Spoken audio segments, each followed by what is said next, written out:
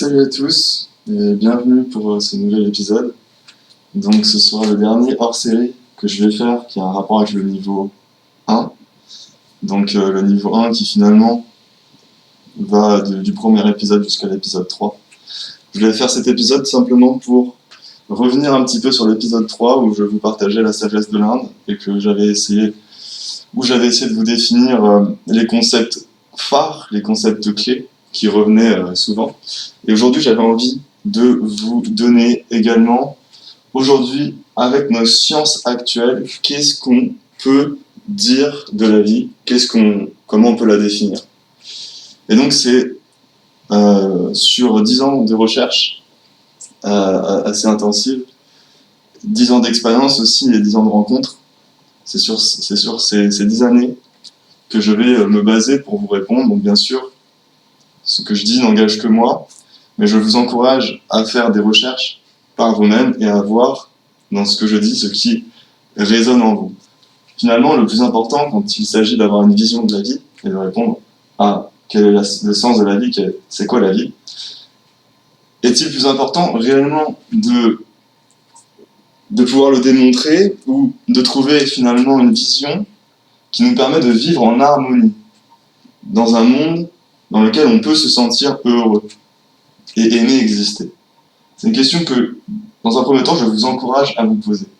Est-ce que, quelque part, plutôt que d'étudier les sciences, comme certains, peut-être passionnés des sciences le font, est-ce que, fondamentalement, il n'est pas plus important de trouver finalement notre propre vision, notre propre histoire, pour pouvoir vivre heureux dans notre vie? C'est en ça qu'une personne plutôt sage disait « Il vaut mieux croire en Dieu », dans le sens où, si on a raison, alors effectivement, on aura déjà pris du temps, on aura avancé sur ce chemin-là, on va dire, donc, de la réalisation spirituelle peut-être, toute notre vie, et on aura eu raison à la fin. Tandis que si on se trompe et qu'effectivement il n'existe pas, alors personne ne sera là pour voir qu'on s'est trompé. Ce qu'on va voir aujourd'hui, c'est que aujourd'hui nos scientifiques et nos sciences nous permettent totalement de prouver l'existence de quelque chose qui pourrait se rapprocher du concept de Dieu. Puisque finalement, qu'est-ce que Dieu? Sinon, une conscience qu'on définit comme omnisciente, donc qui existe au-delà de l'espace et du temps. Ce que la physique quantique étudie, c'est précisément qu'il existe un espace, du moins qu'il existe un domaine, qu'ils appellent non local, en dehors de l'espace et du temps. Donc il existe effectivement quelque chose en dehors de l'espace et du temps.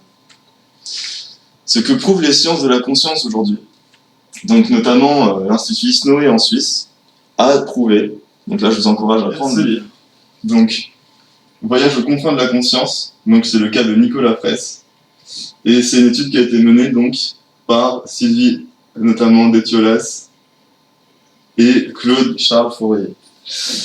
Ce livre est une étude scientifique qui donne des chiffres indémontables, des chiffres solides, qui montrent qu'effectivement une personne, dans un premier temps, peut sortir de son corps et également a démontré les capacités de la conscience à se connecter à des formes d'intelligence qui ne sont pas matérielles, qui sont sur un autre plan.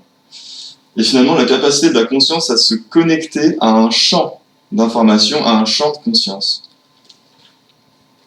Non seulement elle a démontré l'indépendance de la conscience par rapport au phénomène de la matière, et donc ce qui implique forcément, quand on réfléchit bien, que la conscience était là avant la matière. Puisque ce qu'on observe en science, c'est que la matière est extrêmement bien organisée, elle est extrêmement bien pensée. Il y a une intelligence derrière. Et ça, déjà, toutes les sciences nous permettent de comprendre ça.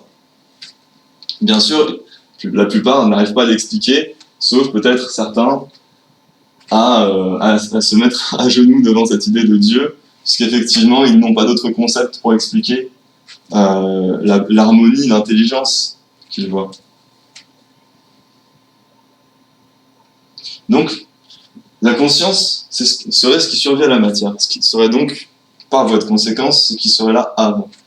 Donc finalement, le phénomène de Dieu, ce serait davantage un phénomène de la conscience. On pourrait dire que Dieu et conscience, ce sont deux synonymes.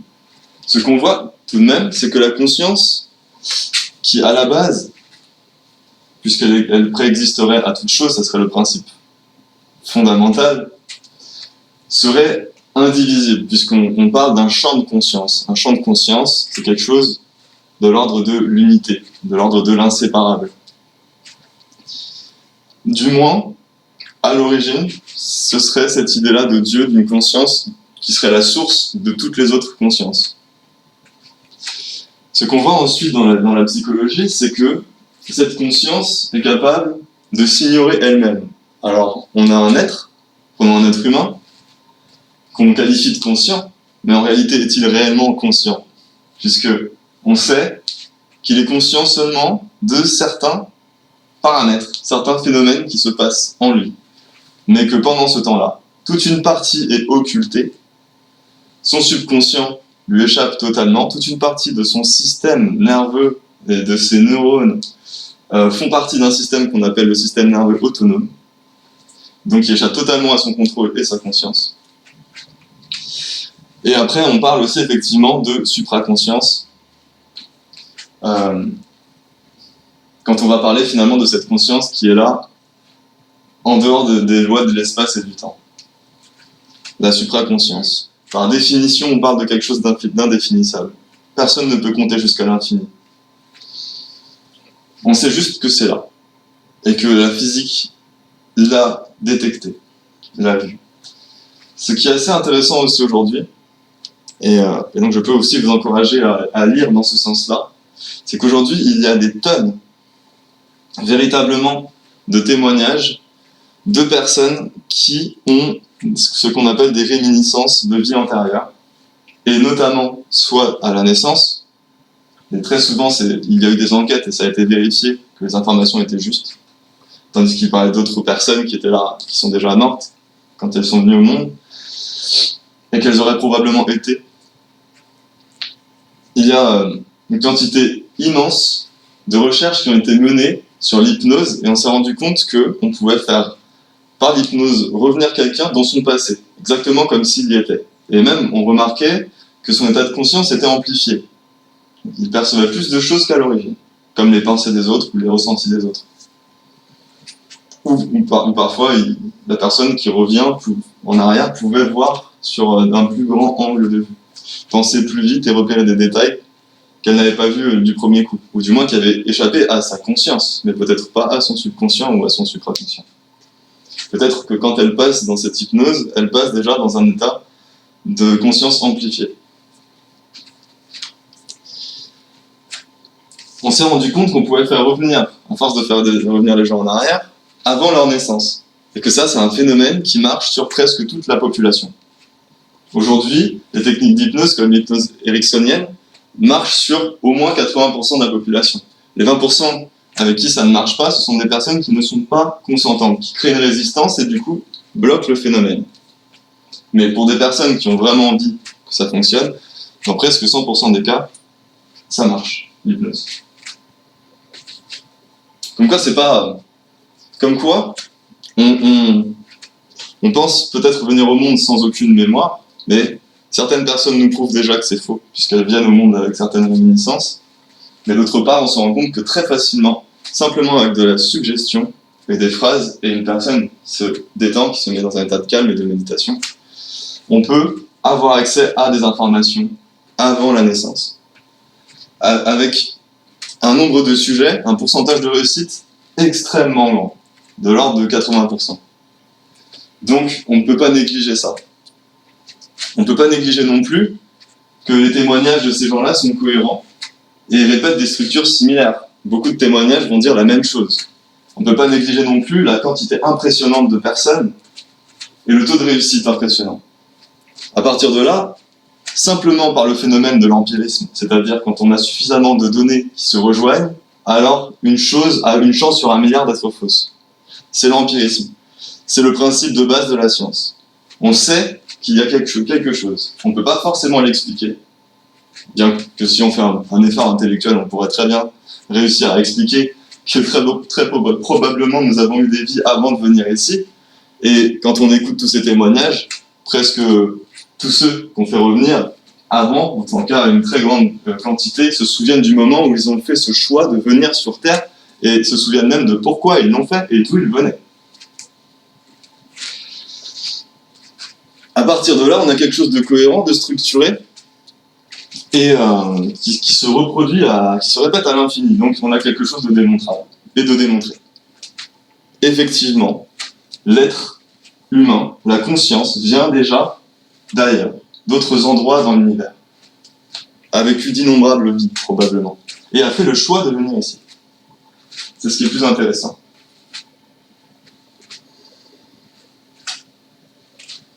Alors, si on prend les sciences de la conscience, aujourd'hui on a prouvé non seulement qu'on pouvait sortir de notre corps avec notre conscience, laisser notre corps, mais sortir et pouvoir revenir, comme l'a fait Nicolas Fraisse, a prouvé que, en étant dans son corps, on pouvait se connecter à un champ d'information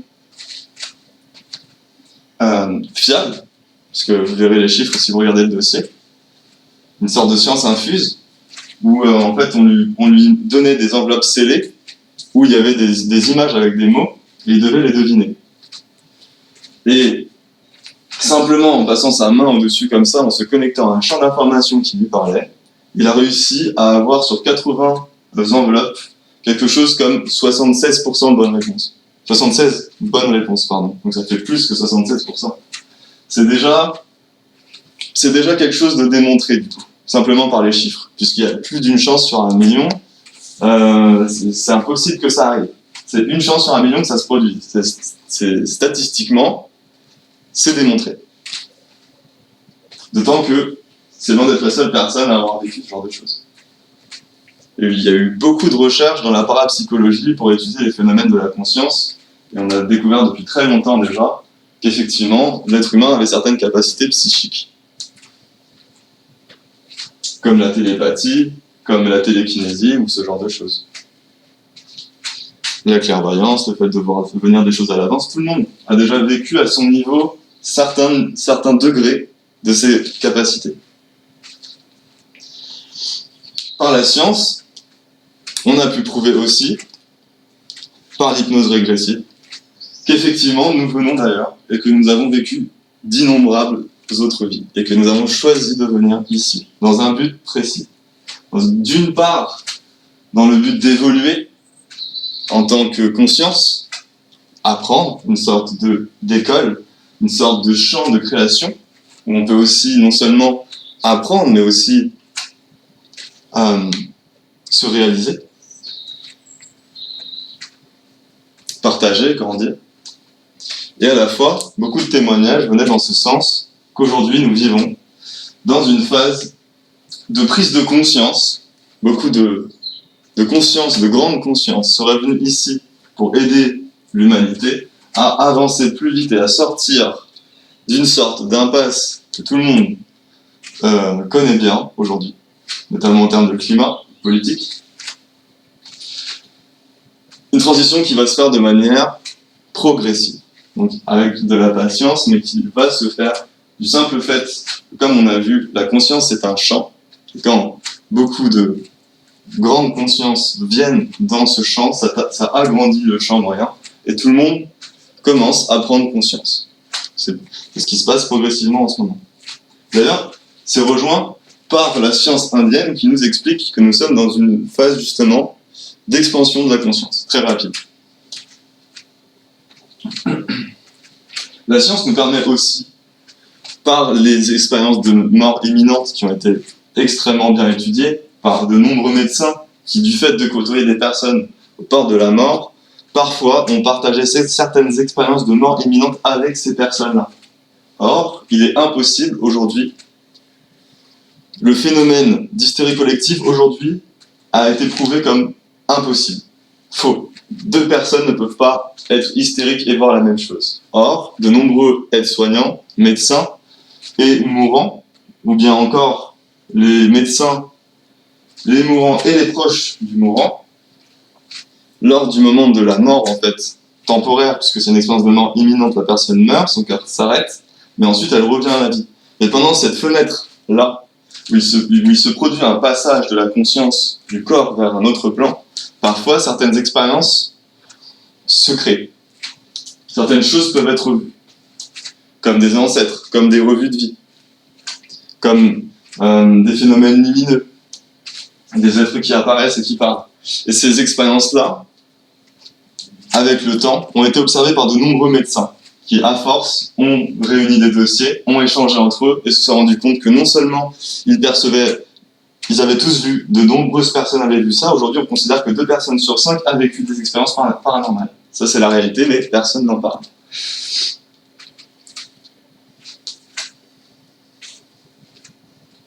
Donc tous ces médecins ont fini par réunir des dossiers, se rendre compte qu'il y avait des structures et que les informations se répétaient étaient souvent les mêmes finalement. Même si très peu de personnes qui ont fait des expériences de mort imminente ont vu beaucoup de choses et ont ramené beaucoup d'informations. On a certains témoignages, par exemple, si vous lisez Platon, déjà à cette époque-là, ils avaient des récits d'expériences de mort imminente qui expliquaient un petit peu ce qui se passe de l'autre côté. Donc aujourd'hui, impossible de nier que nous venons d'ailleurs, que nous avons choisi de venir ici, que nous sommes venus ici pour évoluer, pour vivre aussi cet état de transition d'un monde plongé dans l'inconscience, mais qui progressivement va prendre conscience et va développer de nombreuses facultés, et notamment récupérer de nombreuses mémoires de ses origines. Comme si finalement ce monde était juste un champ de création, un champ d'expérience qu'on était venu vivre. Donc aucune fatalité. Bien sûr, ça ne nous déresponsabilise pas du tout de participer à ce changement-là. Au contraire, nous devons le faire. Simplement, ça nous permet de relativiser. De comprendre d'une part qu'il y aura une suite après ce qui se passe ici. Donc le but n'est aucunement de... comme certains pensent, la vie est courte, alors on profite un maximum, on amasse un maximum, et puis après, feu d'artifice, des rideaux, on sait que là où on va, il y a une suite logique à ce qu'on fait ici. C'est là que la science de l'Inde, donc la sagesse de l'Inde qu'ils ont appelé yoga, donc la science de l'union, nous apprend énormément de choses, énormément de lois sur ce processus d'évolution qui se passe sur plusieurs vies finalement. Et c'est ce qui explique que certaines personnes viennent au monde avec certaines facultés, avec certaines mémoires. C'est parce qu'elles ont fait vie après vie un chemin particulier, un processus d'évolution de leur conscience particulier. C'est ce qui explique la différence de conscience d'un individu à l'autre, ou d'intelligence d'un individu à l'autre. Ce n'est pas du tout un hasard biologique. C'est quelque chose qu'une conscience garde avec elle. Même si elle perd la mémoire momentanément à la naissance de son parcours, elle la récupère quand elle repart. Ce n'est pas du tout une prison comme certains en parlent. Certains ont posé cette théorie qu'on était ici dans une machine à laver du karma, et qu'en fait on était prisonnier, que quand on partait, on revenait ici, et puis ça recommençait et ça recommençait. Nous sommes des esprits souverains et libres. Quand on part, on récupère notre conscience. Quand on part, on est accueilli par des êtres qui s'occupent de faire la transition. Toutes ces théories sont bonnes à jeter. Ensuite, il y a une chose, par contre, qui peut être soulignée, et notamment qui fait partie de la culture de l'Inde, c'est le fait que lorsqu'on ne se souvient plus de ses origines, que nous sommes dans un état d'inconscience, nous sommes manipulables, nous sommes influençables par certaines forces. Aujourd'hui, une des forces principales qui a pris une certaine influence sur l'humanité, c'est ce qu'on appelle le plan astral. Le plan astral, c'est le plan où vous allez lorsque vous rêvez, c'est le plan de votre âme. La seule chose, c'est que lorsque vous n'êtes pas conscient, par exemple la nuit quand vous dormez, de ce que vous faites, alors votre âme se retrouve comme aveugle, plongée dans les ténèbres pendant chacune de vos nuits, totalement influençable par d'autres êtres qui seraient plus conscients et qui nous observeraient. Et qui, par exemple, se nourriraient de notre énergie vitale, ce genre de choses.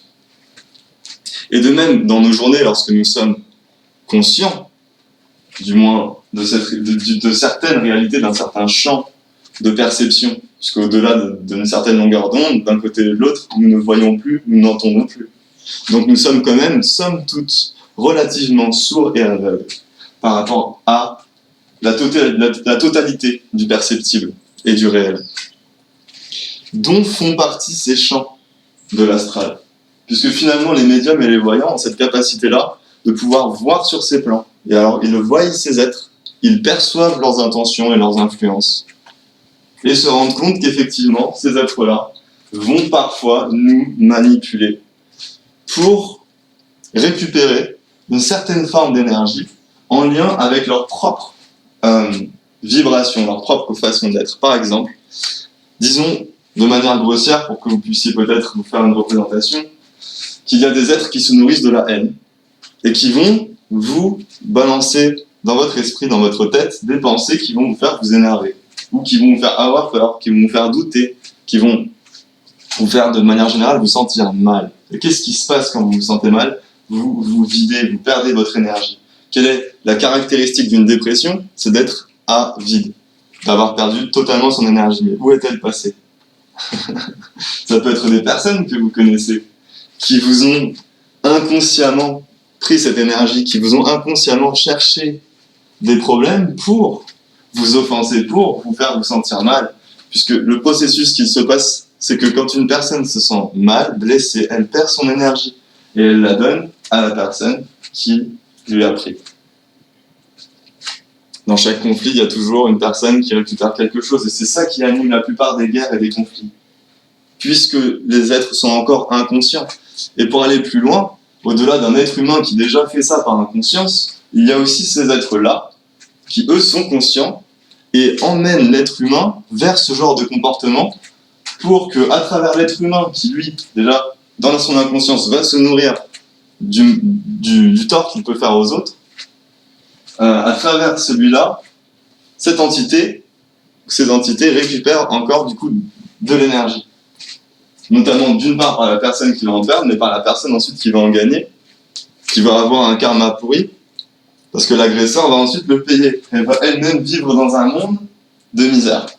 Et donc, de manière générale, elle va aussi servir à nourrir ces êtres-là, qui se nourrissent de vibrations extrêmement basses. Alors, la seule façon de s'en prémunir de ces êtres-là, c'est de vivre dans un niveau de vibration. Et donc, ça a à voir avec votre vision du monde, ça a à voir avec l'émotion que vous cultivez, que vous faites grandir en vous. Notamment, c'est ce qu'on apprend à maîtriser avec la méditation. La seule façon de se préserver de ces mondes-là, c'est d'être dans une émotion positive. Que ce soit l'amour, que ce soit la foi, la dévotion, que ce soit la paix, la réconciliation, que ce soit, je pense que vous avez compris, la joie, toutes ces émotions positives. La moindre pensée négative, déjà, dites-vous bien que ce n'est pas vous qui l'avez choisi. Personne n'a envie de se rabaisser, personne n'a envie de se sentir mal et d'avoir une pensée négative. Personne n'a envie de ça. C'est quelque chose qui vous est venu. Ça peut être issu d'un comportement que vous avez répété plusieurs fois dans le passé ou d'un processus où dans le passé vous vous êtes fait manipuler, soit par quelqu'un que vous avez rencontré, soit par certaines entités, soit même dans vos nuits quand vous dormez, sans le savoir.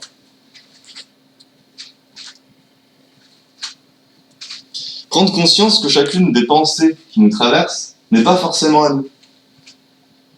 Et de les observer suffisamment pour finir par comprendre ce qui est à nous, ce qui n'est pas à nous. Et pour aller plus loin, à force d'observer et d'entraînement, déguiser notre esprit.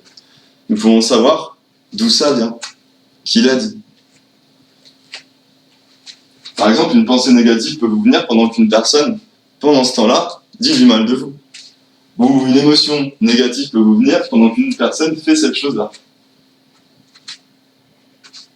Par les mots, nous pouvons beaucoup blesser les autres. nous devrions tous être très vigilants à ce qu'on dit. Nos mots, les mots qu'on utilise, les pensées qu'on cultive, sont nos pouvoirs créateurs. C'est à partir de ça qu'on a construit toute cette société, qu'on se construit nous-mêmes. Avec la vision du monde, les mots que nous mettons sur la vision du monde, les mots que nous mettons sur ce que nous voulons voir venir dans le monde, et vers quoi nous mettons notre énergie de création,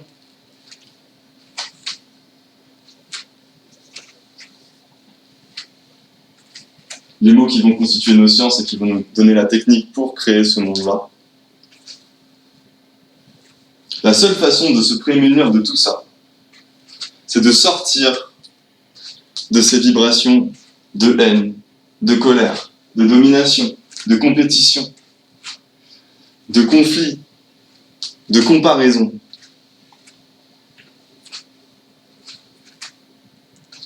De soumission ou d'attachement. De sortir de toutes ces émotions négatives, que ce soit de victimisation, que ce soit de honte,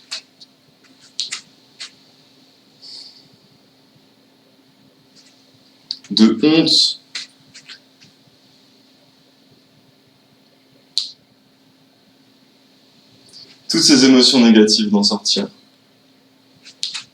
De faire en sorte dans notre vie de sortir de ce jeu de polarité où quelqu'un est censé se comparer à l'autre et voir toujours un plus et un moins, un bien et un mal, une vérité et un mensonge. Lorsqu'on se libère de ça, c'est ce qu'on appelle se dépolariser. Accepter ce qui est, accepter qui on est, vivre notre vérité, notre authenticité. C'est ça qui nous emmène progressivement vers la paix et la joie. C'est ça qu'on apprend à faire dans la méditation et le yoga. De sortir de tout conflit. Chacun est libre d'être qui il est et de créer le monde qu'il veut. Chacun est libre. Pourquoi est-ce qu'on devrait tout le temps prendre parti? Chacun est libre de se tromper, chacun a le droit à l'ignorance, chacun a le droit d'apprendre, chacun a le droit de grandir et d'évoluer. Chacun a le droit d'avoir son propre champ de perception. Est-ce qu'on reprocherait à un aveugle de ne pas voir? Ou à un sourd de ne pas entendre? Est-ce qu'on reproche à un enfant d'être ignorant? De se comporter de manière immature? Est-ce qu'on reproche à même un adulte qui n'a pas reçu d'éducation d'ignorer certaines leçons? C'est ce processus-là, la dépolarisation, c'est de comprendre. De comprendre que le jugement est déjà une erreur. De comprendre ensuite que la négativité ne nous appartient pas. C'est quelque chose qui nous est imposé et dont nous sommes libres de nous libérer. De comprendre que de vivre dans un monde en paix, un monde positif, c'est une question de choix, c'est une question de volonté aussi. C'est aussi une question d'entraînement, comme on a pu le voir déjà précédemment. Faire le choix de voir un monde, de faire la liste de ce qui va et d'arrêter de faire la liste de ce qui ne va pas. De se concentrer uniquement sur ce qui fonctionne. On ne peut pas voir à la fois ce qui fonctionne et ce qui ne fonctionne pas, sinon vous serez dans un déséquilibre permanent dans votre vie. Il y a un moment donné où il faut se concentrer sur ce qui va. Ce que j'essaie de faire ici, c'est de vous donner des cartes puissantes qui vous permettent de vous libérer d'énormément de schémas et de combats. Le seul combat réel que vous devez faire, c'est quand vous vous levez le matin, de faire ce choix à nouveau, encore et encore, avec une patience infinie, de dire « Ok, aujourd'hui, je suis heureux. Aujourd'hui, je fais grandir mon amour. Aujourd'hui, je fais grandir ma paix. Aujourd'hui, je fais grandir mon bien-être et ma joie. Aujourd'hui, je rayonne. Aujourd'hui, je vais dépasser tous les conflits. Aujourd'hui, je vais les voir d'assez loin et je vais donner à chacun sa liberté de penser comme il veut. Et je vais aussi me donner la mienne, de penser différemment. Aujourd'hui, je me donne cette liberté d'être qui je suis, d'exprimer qui je suis, d'autoriser les autres à ne pas être d'accord ou à être d'accord. Aujourd'hui, je m'autorise à être libre, vraiment, véritablement. Je m'autorise à être authentique. Et c'est ça, cette authenticité, qu'il vous emmène au-delà de ces jeux d'énergie négative. C'est ça qui vous protège, c'est ça qui vous libère, c'est ça qui progressivement vous emmène vers un monde positif d'amour. Puisque quand vous êtes réellement authentique, progressivement vous vous rapprochez de votre être véritable. Votre être véritable est amour. La science indienne nous apprend, et toutes les personnes qui ont vécu des expériences de mort imminente et qui sont mortes et qui sont revenues, ont toutes dit la même chose. L'essence même de notre être est un amour pur et éternel. Ils nous ont tous donné le même message. C'est ce que nous sommes véritablement. Nous l'avons oublié. Mais si on fait un peu de calme et qu'on s'assoit tranquillement, on se rend compte que cet amour naît naturellement. Dans la méditation, on n'a pas besoin de faire d'efforts pour ressentir cet amour, juste de s'asseoir, de se calmer et d'observer attentivement. Peut-être aussi une question de choix, de chercher à le voir.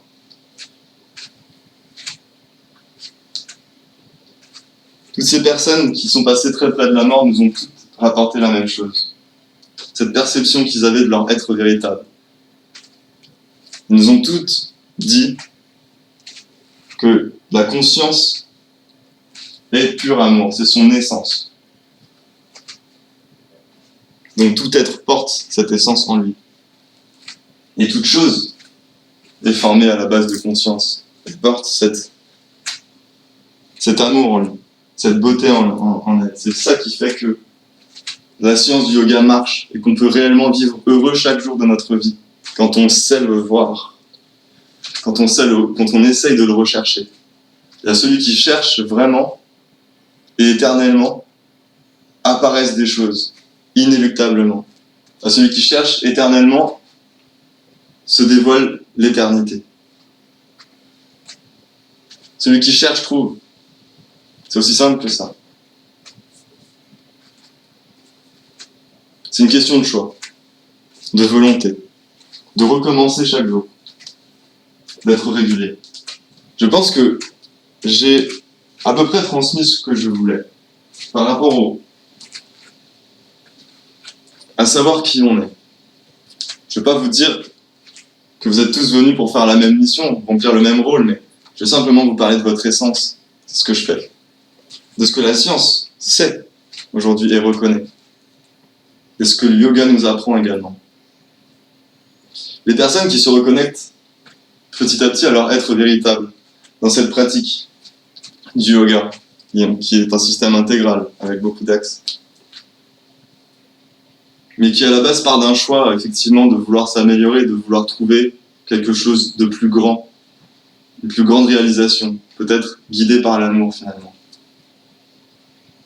Nous apprennent que plus on s'approche de notre vérité, et plus on s'approche d'un amour inconditionnel, qui est une source intarissable, qui est en nous. Et que le but même du yoga, c'est de s'unir à cet amour, et c'est de le dévoiler. C'est de le rendre visible alors qu'il est déjà en nous. Et que progressivement, quand on arrive à faire ça, non seulement nous guérissons de toutes nos maladies, non seulement nous pouvons devenir des guérisseurs pour chaque personne, pour tous nos amis, et alors un monde totalement différent, beaucoup plus grand, commence à s'ouvrir. Notre vision s'élargit. Et nos capacités également apparaissent. Des capacités qu'on n'arriverait même pas à imaginer. Tout est possible au niveau de la conscience. C'est un monde de création pure. Je ne vous dis pas qu'on peut faire apparaître un éléphant dans une pièce comme celle-là. Je vous parle du niveau d'existence de votre conscience sur un autre plan. Votre conscience n'est pas enfermée dans ce corps. Elle est tout à fait capable de retourner de là où elle vient avant.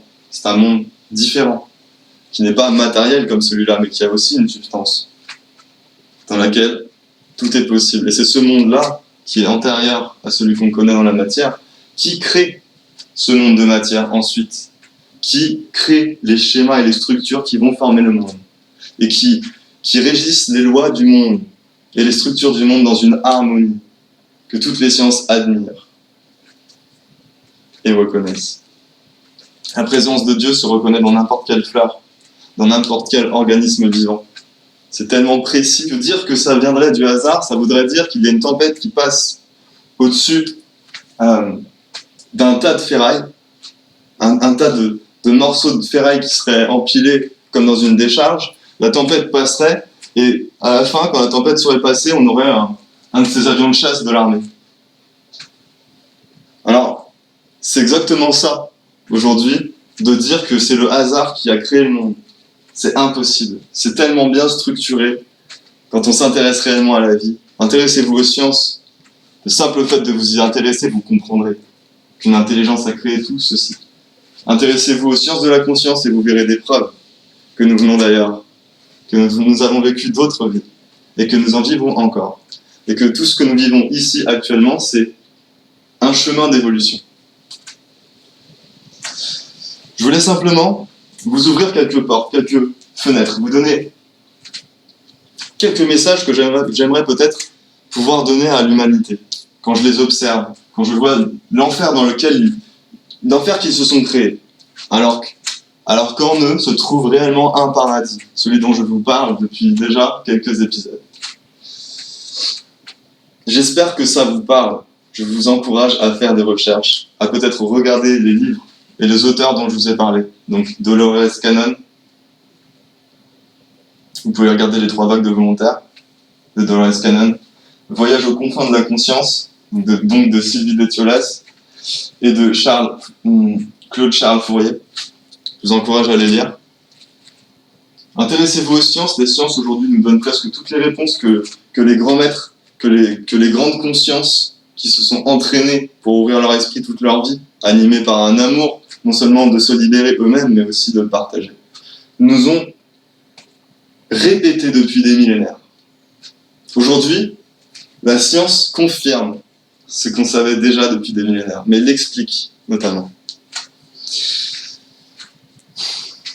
J'espère vous avoir ouvert quelques portes, vous avoir inspiré. Je vous souhaite une très belle continuation de la paix, de l'amour, de la joie dans vos vies. Salut!